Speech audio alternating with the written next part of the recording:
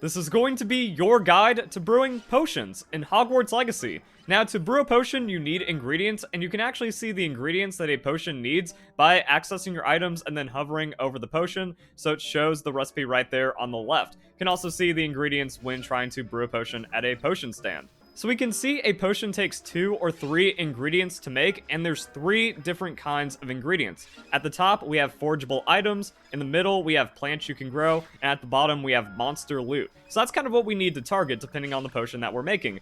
Fortunately, for plants you can grow, you just buy all the seeds in Hogsmeade, and then depending on the plant you need, you just kind of buy the recipe in Hogsmeade as well for the type of table you need. So Fluxweed grows in the large plant pots. You can put Shrivel Fig in the medium, and then everything else goes in the small. So we have Knotgrass, Mallow Sweets, that's for Merlin trials, but it's worth growing, and then Dittany, and there we go. Just like that, you can collect the plants every once in a while, depending on what plant it is. So Shrivel Fig takes 12 minutes, Fluxweed takes 15 minutes, and then the smaller plants are going to take less time with 10 minutes. Alright, so that's a third of everything we need right there, but now we need to find the forgeable items, and that's where things get interesting.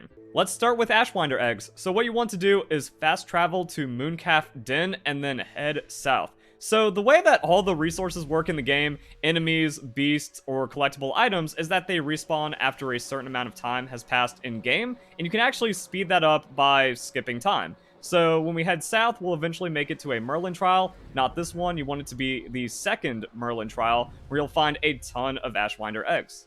Alright, so we have 2 Ashwinder Eggs down here. Fun fact, you can actually pick up resources while still mounted on the broom, but here's where we get a lot of them. So there's 2 more up the hill, and then there's also going to be 3 around this corner.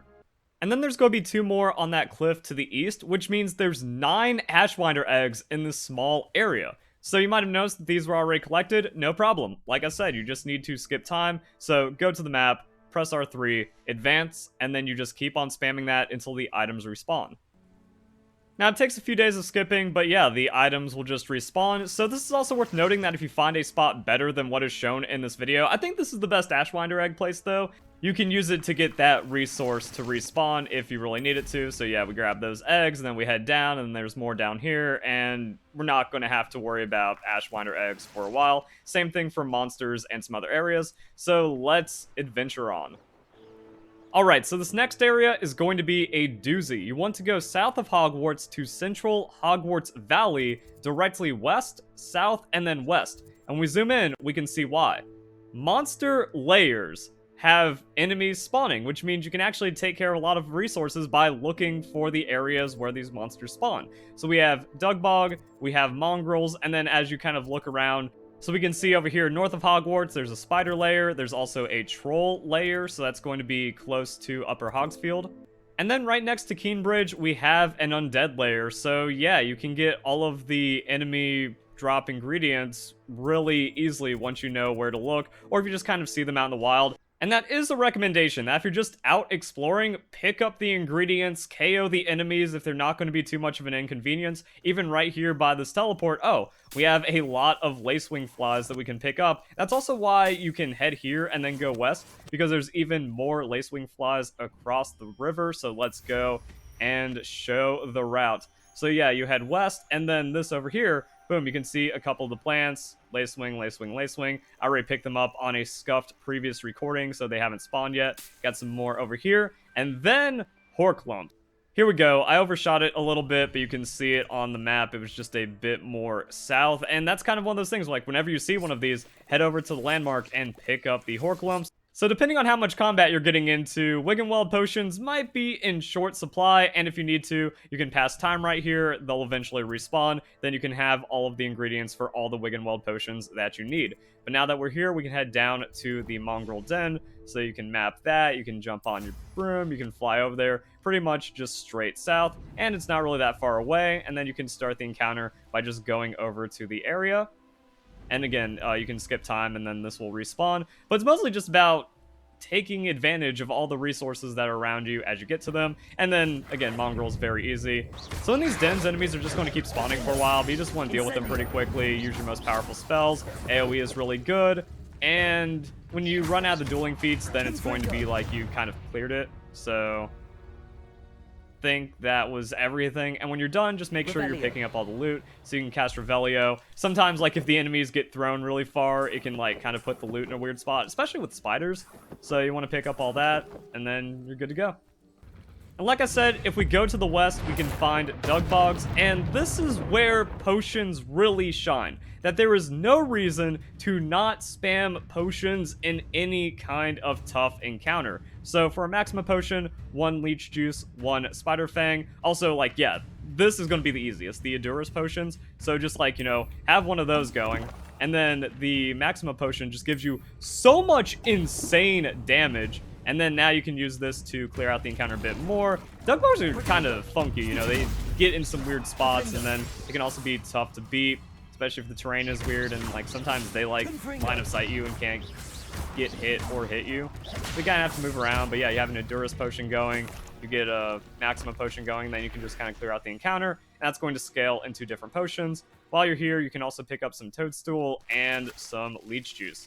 So by going out to this area in a timely manner, we now have recipes to make a lot of different kinds of potions, and it only costs us like 1 or 2 potions to get. Now, one thing I like doing is using weaker encounters to charge up my ancient magic meter. Like, Mongrels are really easy to do it, these spider dens are also really nice, and then when you get more ancient magic, it's going to be easier to take on the trolls. So that's kind of what you want to save it for, and sometimes the game is just funny and lets you get away with things. So yeah, we can pick those up, we can run around, we can keep the combo going, blow that up, get all the resources, check for the fangs, and kind of keep on going. All right, troll encounter. Let's go Maxima Potion, and then let's just like mess them up. Oh, I didn't even drink the Maxima Potion. Oops. All right, troll layer. Let's go Maxima Potion. We can just kind of do troll fight. Honestly, better to just kind of do all the combos, but you know, you just blow them up, hurt them, throw everything at them, and yeah, the Maxima Potion's are cracked. So we do that.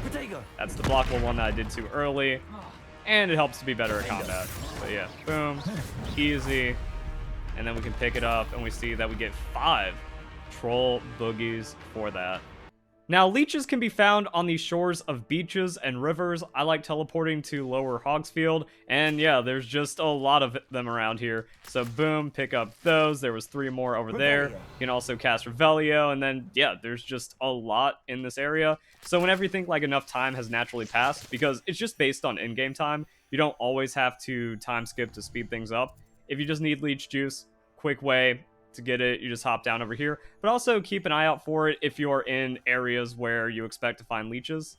And while you're in the area, hey look, Horklumps. So yeah, there's a couple of places where you can just like hard farm resources, but you also just kind of want to be in the positions where you don't need to hard farm them by just gathering whenever you can.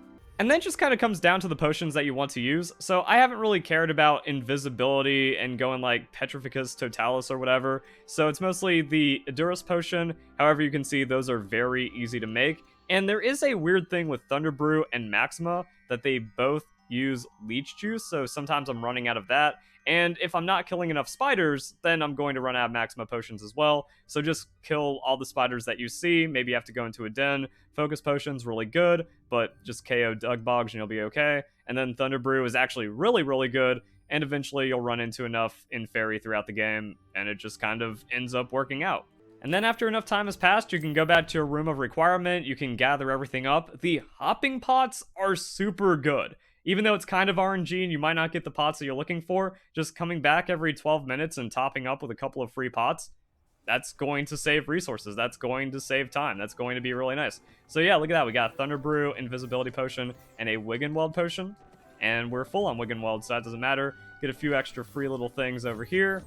And then we can go harvest everything, brew up some more potions. That also means just kind of playing the rest of the game. That you can do this with just like one of these smaller brewing stands and then loading up your room with that. Or you can also save up, buy the triple brewing stand, and now you just never have to worry. That I come in and I just restock as I go. So we can grab all 3 Thunder Brews and then we can start remaking them. So some of them take a bit more time. But yeah, we have all the Leech Juice that we just gathered. Pick that up, boom. We can do that for all the potions. And now we just have, like, we go out on an adventure. We probably use, 3-4 potions. We come back every couple of minutes, we restock it, and then you have no potion worries forever. It's great. Oh yeah, I guess it's worth noting that you can carry 12 of each potion, so you want to just kind of make sure your potions are maxed out, and then you get a surplus of resources, you get a surplus of brewing, and everything just becomes super easy after that. So I hope this video took care of all your potion needs. Like a lot of things in Hogwarts Legacy, the game feels kind of obscure and complex, but then when you get the rhythm down, when you've done it a couple of times, like, oh, it was super simple, and I feel stupid for not completely understanding it immediately to begin with, and then when you get all the locations and stuff together, it really just works out. So I hope you enjoyed the video. If you did, like, comment, share, subscribe, all of that YouTube stuff. It's more important now than ever because Google is weird. Hope you have a nice day. Thank you very much for watching.